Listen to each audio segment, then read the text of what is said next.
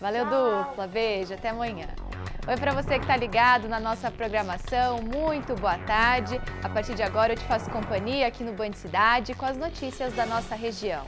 Vamos direto abrir a nossa janela do tempo. Olha só, nesse momento a temperatura em Taubaté é de 32 graus. A imagem para você, direto do Alto do Cristo. Também estamos em transmissão ao vivo pela internet. Fique com a gente.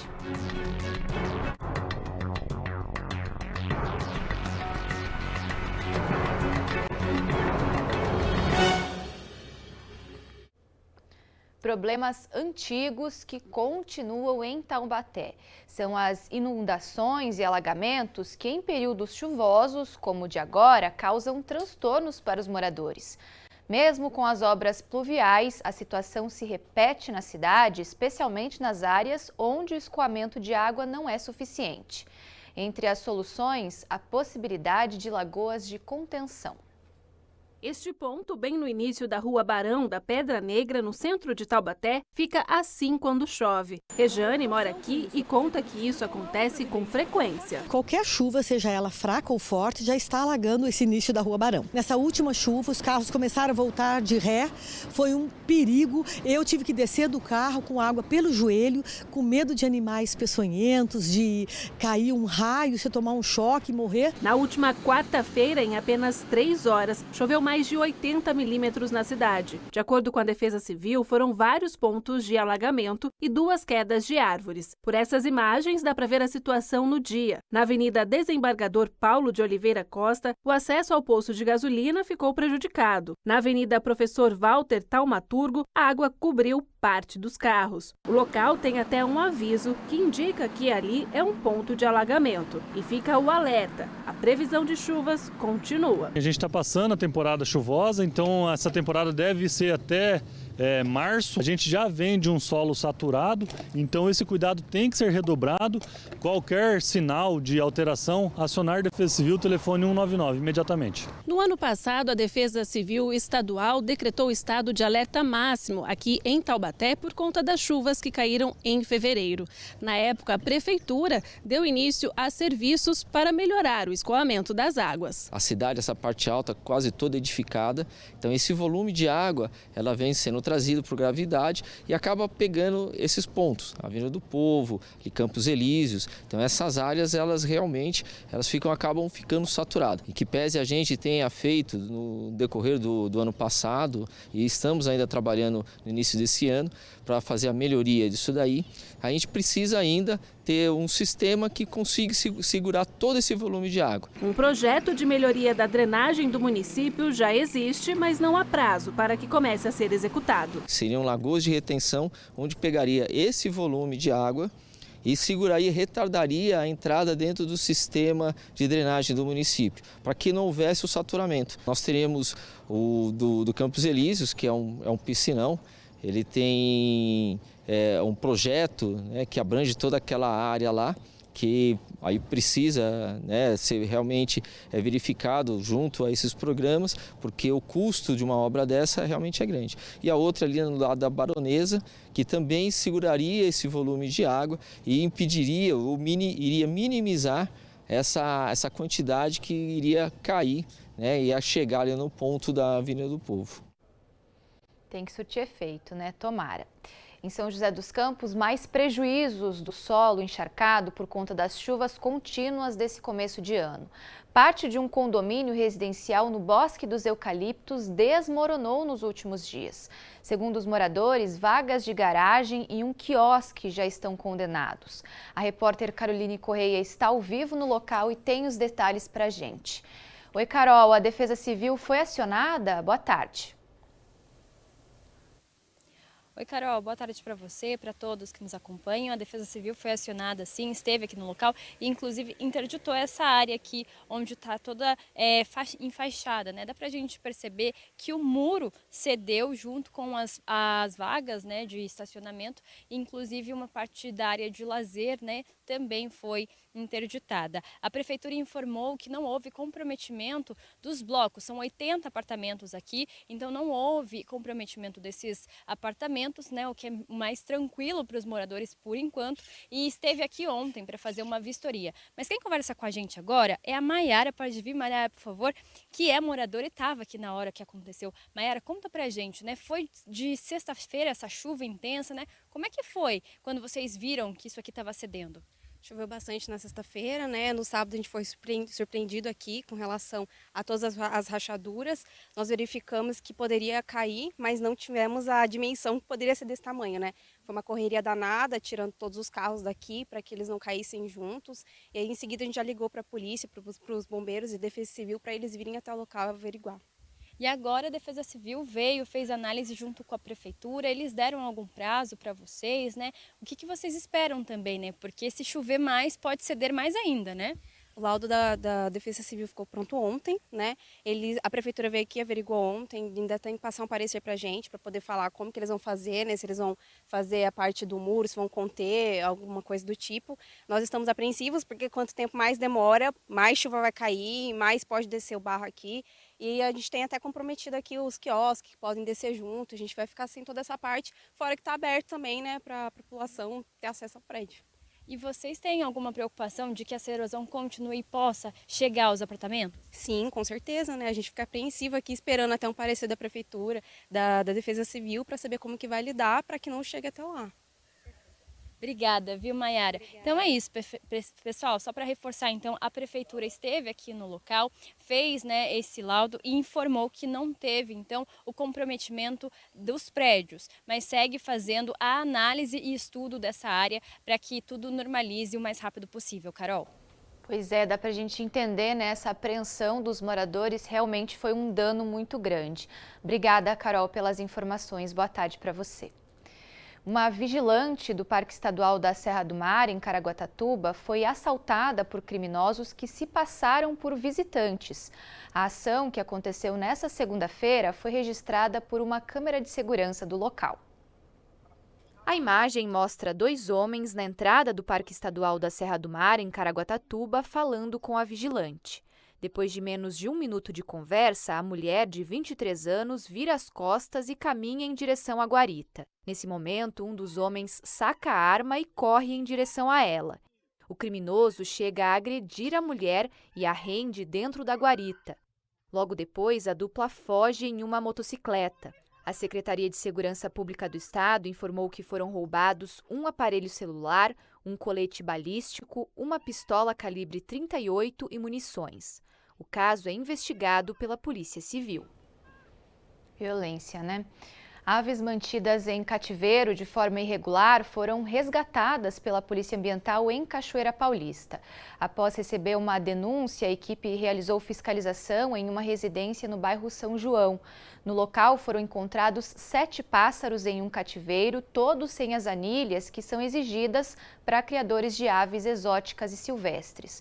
O responsável afirmou que não sabia a necessidade da autorização para manter os pássaros. Ele foi multado em R$ 3.500 e os animais encaminhados para o Centro de Triagem de Animais Silvestres. O homem que cumpre pena por tentar matar a ex-namorada com mais de 70 facadas em Taubaté teve o regime progredido para semiaberto. Cleiton Duda dos Santos cumpre regime fechado na P2 em Tremembé e com a decisão publicada esse mês, a partir da semana que vem ele poderá deixar a penitenciária durante o dia para estudar ou trabalhar, tendo que retornar no período da noite. O juiz Júlio da Silva Branchini justificou a medida alegando que a conduta do detento é boa, pois ele não cometeu nenhuma falta disciplinar e que o regime semiaberto ainda é bastante vigiado. Por meio de nota, a defesa de Cleiton afirma que entende como justa a decisão e em conformidade com a lei, já que o detento tem avaliação exemplar para a direção do presídio. O crime aconteceu em julho de 2019, quando Clayton invadiu a casa da vítima, Aline Guimarães, por não aceitar o término do namoro e a agrediu com facadas. Inicialmente, ele foi condenado a 23 anos de prisão, mas em 2020 conseguiu a redução da pena para 13 anos e 7 meses. Na região, a segunda morte de um cachorro depois de um ataque de animal sem focinheira, dessa vez em Taubaté, levantou o debate do uso do item de proteção. Com lei prevista em algumas cidades, mas sem punição e fiscalização em outras, o uso do item traz segurança e pode evitar casos como esse, além de outros perigos. Agora existe um vazio dentro da casa da Kelly, que era preenchido pela Gabizinha, a cachorrinha da família. A Yorkshire foi atacada e morta por um pitbull no portão da garagem da residência que fica no Bosque da Saúde, em Taubaté. O caso aconteceu no dia 12 e as imagens viralizaram nas redes sociais. Foi muito triste, foi muito chocante e muito cruel, né? Esse adolescente, ele passeava com o pitbull dele por volta das 15 horas, né, na Avenida São Pedro. E a Gabi estava por lá de dentro do portão. Quando ele passou, ela latiu, ele agarrou ela e conseguiu arrancar ela por debaixo do portão. Aliás, por debaixo não, né? Pela grade. Após o ataque, a Kelly registrou o caso na Polícia Militar e Civil. Eu espero justiça. Justiça e conscientização, em primeiro lugar. Por mais que ele é dócil, você não sabe o que pode desencadear aí um estresse nesse animal que ele possa vir atacar, você não sabe. Esse não é o primeiro caso de ataque de cachorro que acaba em morte aqui na região do Vale do Paraíba. Em outubro do ano passado, o Fox, um cãozinho da raça Spitz alemão, foi atacado por um Bull Terrier que também estava sem focinheira. O caso aconteceu em São José dos Campos. Fox teve o focinho arrancado e várias complicações no quadro de saúde e morreu. O tutor do Bull Terrier foi preso e o cachorro apreendido. O uso de focinheiras por cães de raças consideradas agressivas é lei em algumas cidades. Em São José dos Campos, cães como Pitbull e Rottweiler devem usar a proteção. A pena para o descumprimento da norma resulta numa multa de R$ 400. O estado de São Paulo também tem uma lei que obriga o uso do item em locais públicos. Já em Taubaté, é lei manter os cachorros com coleiras e focinheiras, além de portar coletores de fezes de animais, mas não há punição prevista. Também não há definição de quais raças devem usar a proteção. É muito bom senso do tutor que tem ou deseja ter um cão de grande porte, porque, como eu sempre digo, o cão é um animal e ele pode realmente ter reações inesperadas. Todo cão de grande porte, porque eles têm um potencial de mordida muito forte, né? Então, eu acho que o Pitbull, como a gente comentou, mas também o Rottweiler, o pastor alemão, todas as raças de porte grande e gigante, eu acho que é importante. A focinheira é um item de segurança que traz mais confiança ao tutor na hora do passeio. Existem focinheiras que são adequadas, que se moldam ao rosto do cão também, porque eles têm diferentes crânios, focinhos. A pessoa que tem um cão de grande porte, ela sempre busca um profissional para orientá-la qual é o uso adequado da focinheira. Um médico veterinário, um profissional que trabalhe com comportamento animal ou com adestramento vai saber orientar a melhor focinheira para aquele animalzinho. Fundamental, né, os tutores terem essa responsabilidade. Band Cidade vai para um rápido intervalo, mas na sequência tem mais notícias para você. Fique com a gente, tem informação e interação para você seguir atualizado. Eu volto já já. A chuva dessa segunda-feira causou estragos em Tremembé. Segundo a prefeitura, 4 árvores de grande porte caíram na região central da cidade. O trânsito chegou a ficar interrompido nas ruas Antônio Lourenço Xavier e Nossa Senhora da Glória. A situação foi normalizada ainda ontem. E a terça-feira é mais um dia de sol e calor na região. A Defesa Civil Estadual informou que ontem Taubaté esteve entre as cidades que registraram temperaturas mais altas no estado, 33,4 graus. Hoje a umidade pode contribuir para a ocorrência de pancadas de chuva ao longo do dia. Vamos então conferir os detalhes da previsão do tempo aqui ao lado. Olha só. Começando hoje a previsão com São José dos Campos, máxima prevista para hoje 33 graus e pode chover ao longo do dia, uma chuva tranquila. Guaratinguetá também tem previsão de chuva, a máxima aí pode chegar aos 34 graus. Em Lorena ainda mais calor, máxima prevista 35 graus e por lá também tem chance de chuva fraca ao longo do dia.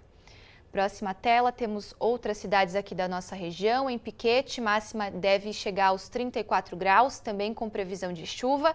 Monteiro Lobato, máxima de 33, por lá pode chover forte, com raios, chance de temporal. São Luís do Paraitinga, também com chance de tempestades, por lá previsão é 33 graus a máxima para essa terça-feira.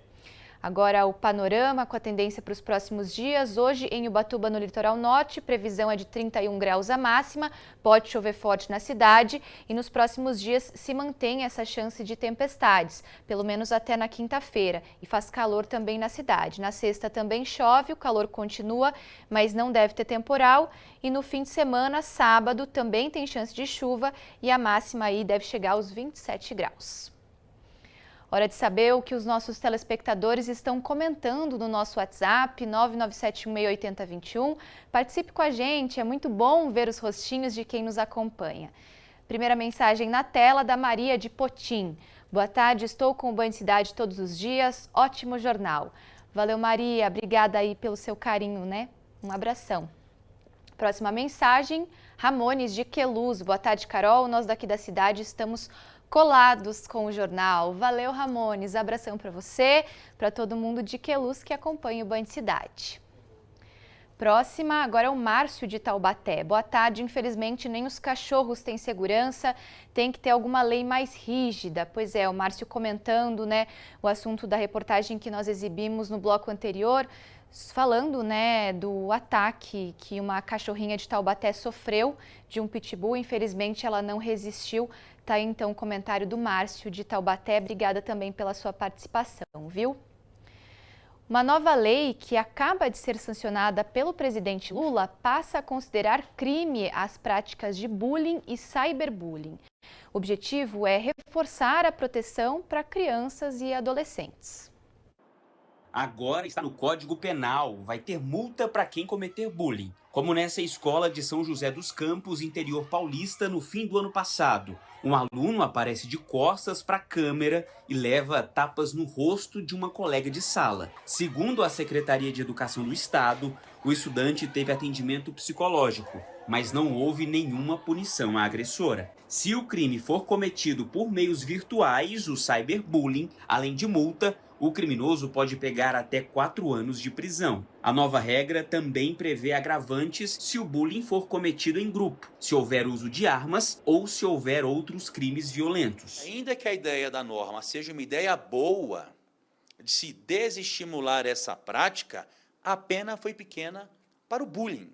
E, sem sombra de dúvidas, ainda que não tenha uma repercussão de plateia tão grande como o cyberbullying, é tão danoso quanto. Os crimes que estão no Estatuto da Criança e do Adolescente passam a ser considerados hediondos, sem direito à fiança ou perdão da pena.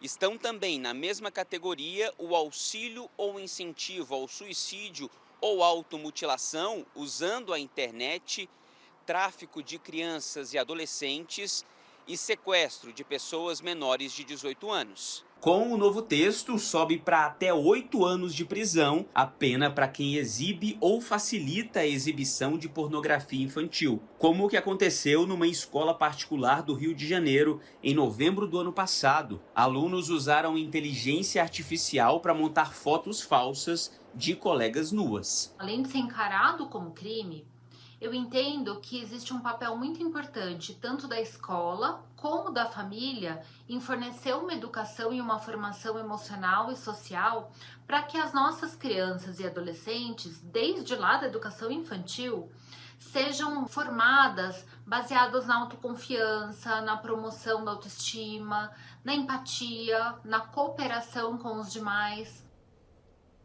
Segunda parada no Banho de Cidade é seguir uma história curiosa. Outro desastre aéreo aconteceu na mesma região de Paraibuna, onde o helicóptero que estava a caminho de Ilhabela foi encontrado.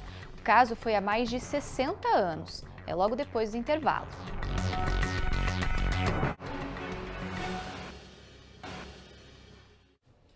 Nas últimas semanas, os desdobramentos da tragédia envolvendo o helicóptero que caiu na região ganharam repercussão nacional.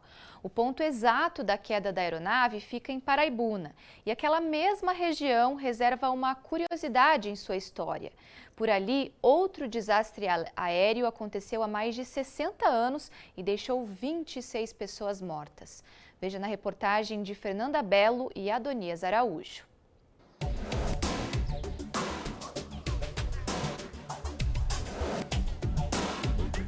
Eu estava brincando no terreiro. Quando eu olhei e vi um barulho de avião, que eu olhei para cima, eu vi a hora que os dois se chocaram mesmo. Todo mundo saiu correndo, aquele grito, que foi um barulho muito feio, né? Aí começou a cair peças, sabe? Caiu até uma quase perto do terreiro, perto da gente mesmo, caiu um pedaço de uma asa. Amélia tinha apenas 7 anos, mas as lembranças do momento exato do choque das aeronaves não saem da memória. Paraibuna já foi cenário de outro desastre aéreo.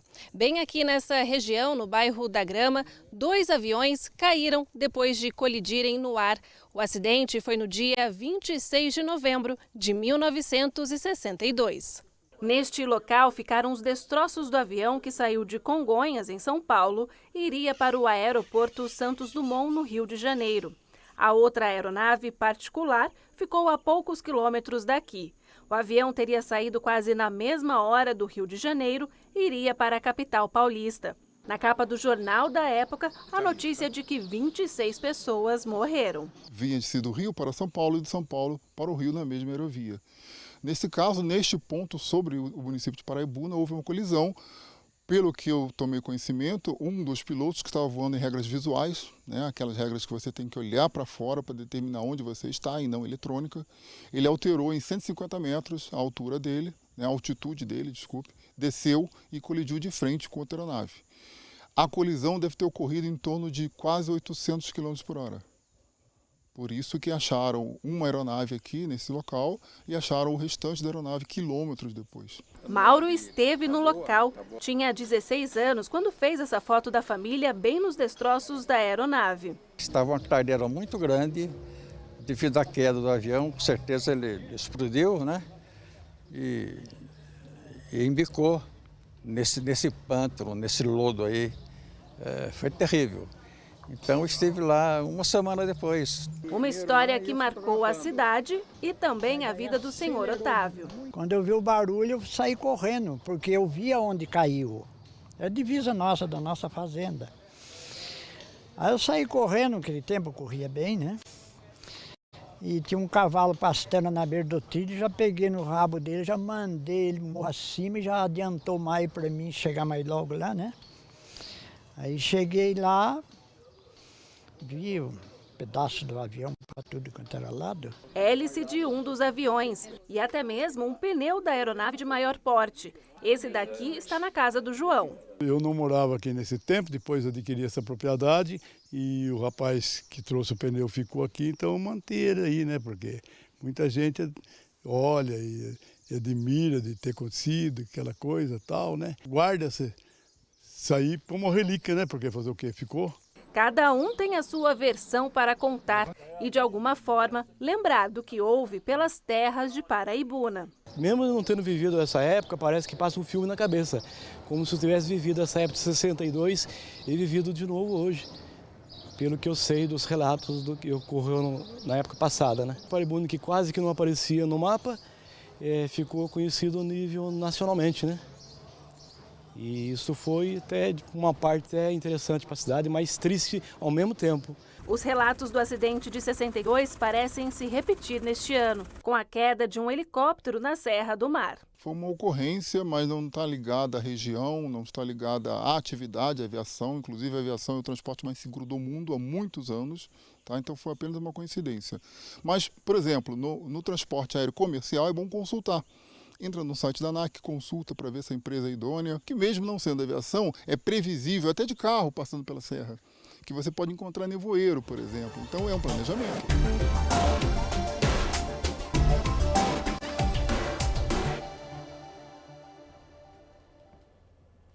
resgate histórico aqui no Band Cidade. Esse foi o Jornal de hoje. Outros fatos e acontecimentos da região você confere a qualquer momento no portal bandvale.com. E lembrando que 4 da tarde tem Vale Urgente, com as notícias do setor policial. Eu me despeço chamando o Lucas Sanseverino, que já está pronto para comandar o Falando Nisso. Boa tarde, amigo. O que você preparou para a gente hoje? Oi, minha amiga. Boa tarde. Hoje é uma conversa que eu vou falar que é para todos. Apesar que a gente vai falar da saúde íntima da mulher, mas é muito importante para o homem entender também a TPM, como que funciona a questão do fluxo também para a mulher. São perguntas que a gente quer responder do dia a dia para ajudar quem está em casa. Carol? Legal, né? Até porque os homens convivem com as mulheres, então é bom que eles saibam, né, que os hormônios influenciam muito, né, na nossa vida, no nosso humor. Muito bacana o tema de hoje, amigo. Então eu vou deixar você com os nossos telespectadores.